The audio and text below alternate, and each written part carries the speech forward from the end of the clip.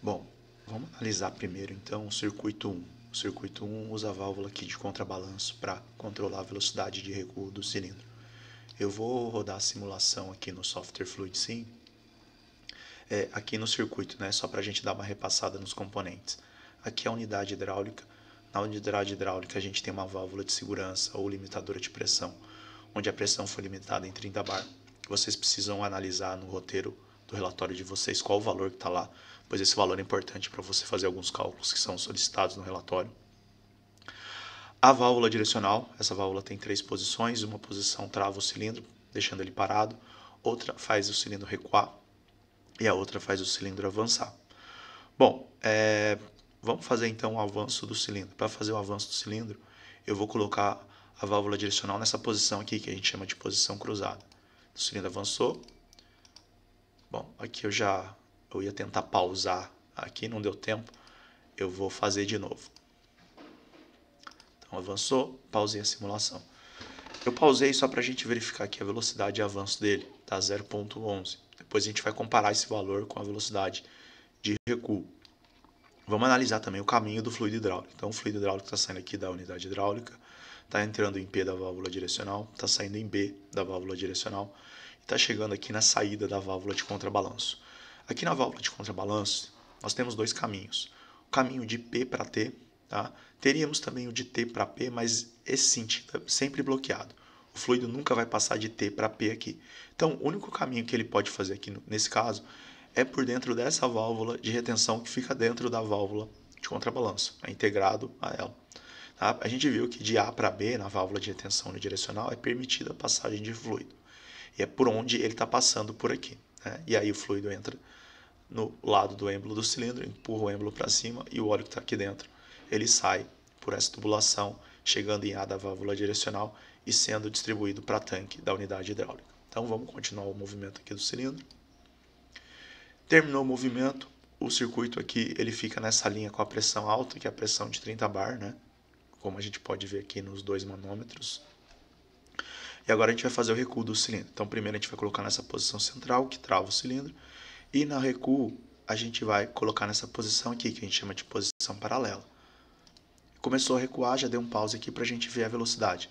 Percebam, 0,05, é menos da metade da velocidade de avanço. Se a gente considerasse aquele circuito que nós vimos na primeira aula, o primeiro circuito que vocês montaram e mediram o tempo do laboratório, vocês perceberam que lá a velocidade de recuo é muito maior do que a velocidade de avanço.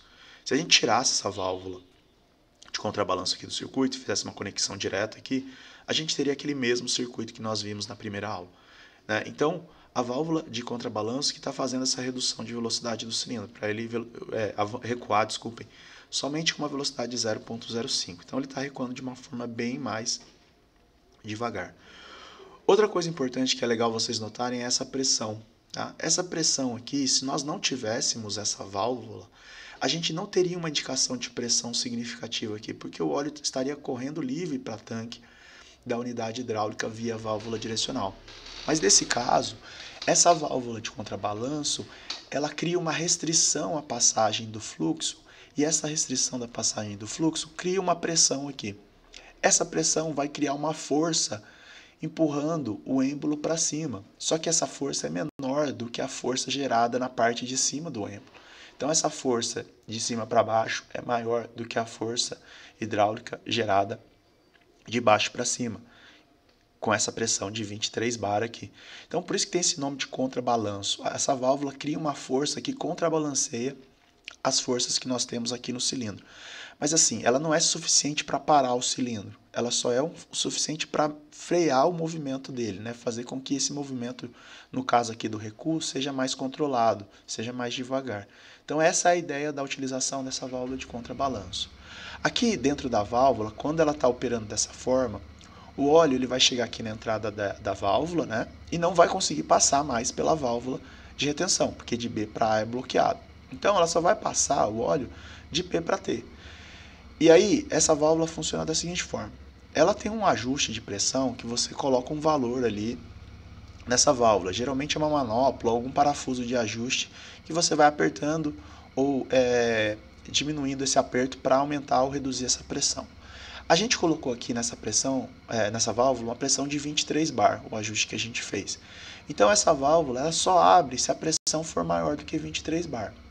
E essa abertura é proporcional à pressão que a gente tem aqui na entrada. Então se eu ajustei ela para 23 bar e a pressão na entrada, sei lá, fosse 30 bar, ela ia abrir totalmente, né? E aí ia permitir o fluxo livre aqui de P para T. Como a gente colocou aqui em 23 bar, e esse 23 bar ele está um pouquinho abaixo da pressão máxima que a gente pode ajustar nela, e eu vou explicar para vocês daqui a pouco como é que a gente calcula esse valor de pressão máxima.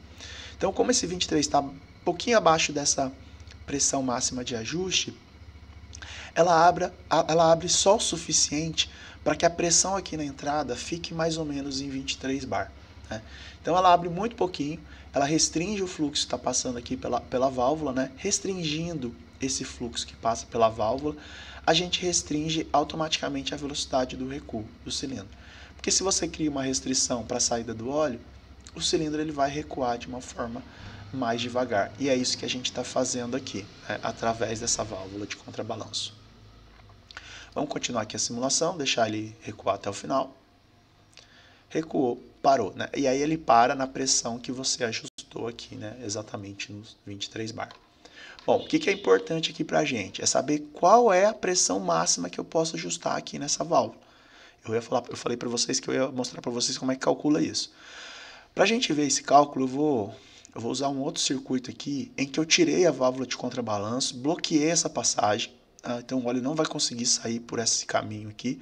Eu só quero mostrar aqui qual é a pressão máxima que a gente vai ter nesse manômetro quando eu mandar o fluido hidráulico para essa linha, tentando fazer o cilindro recuar. Só que ele não vai recuar porque o óleo não tem por onde sair aqui, tá? Então vejam os valores de pressão. Ó, estou mandando o óleo aqui, tá? Unidade hidráulica, chegando aqui no lado da coroa do cilindro. 30 bar a pressão da unidade hidráulica. Mas vejam a pressão que está indicada aqui, 2309. O que é essa pressão 2309? O 2309 é a pressão induzida que a gente tem aqui. Eu mostrei para vocês como é que calcula essa pressão induzida lá na aula teórica, né? Em uma das aulas do nosso curso da parte teórica. Essa pressão induzida a gente calcula com base nesse valor de pressão máxima que a gente tem aqui e com base nas dimensões do cilindro, diâmetro do êmbolo, diâmetro da haste, que vocês vão pegar essas dimensões através desse código aqui, tá? Então, com esses valores, vocês calculam a área do êmbolo, a área da coroa. Com esse valor de pressão, vocês obtêm a pressão induzida de recuo. E esse valor de pressão induzida é o valor máximo que eu posso ajustar aqui na minha válvula de contrabalanço. Se eu colocar um valor maior aqui, por exemplo, 24 bar, a válvula não vai abrir, tá? Só para vocês verificarem isso, vou colocar aqui 24. Vamos fazer o avanço do cilindro.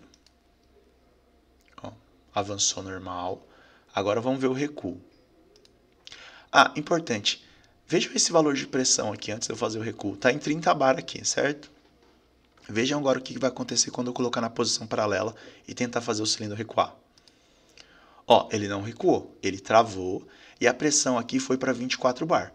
Então, essa válvula, ela abriu o suficiente para que essa pressão na entrada dela chegasse no valor que a gente ajustou nela.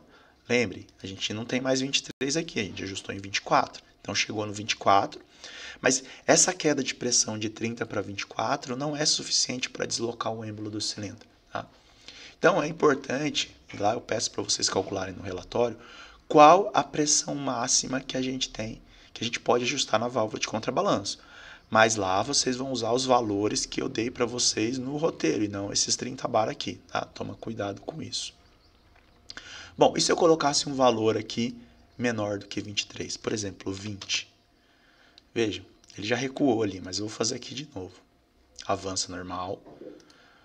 E o recuo, 0,14. Essa aqui já é a velocidade máxima de recuo dele. Então, essa pressão, se a gente coloca muito baixo, a válvula vai abrir totalmente. E aí a gente não vai conseguir fazer o controle de velocidade. Tá? Então, geralmente, a válvula de contrabalanço, a gente coloca um valor um pouquinho abaixo daquele valor máximo que a gente pode colocar. Para a gente conseguir controlar a velocidade de recuo desse cilindro, tá? Então no próximo vídeo a gente vai analisar o circuito 2.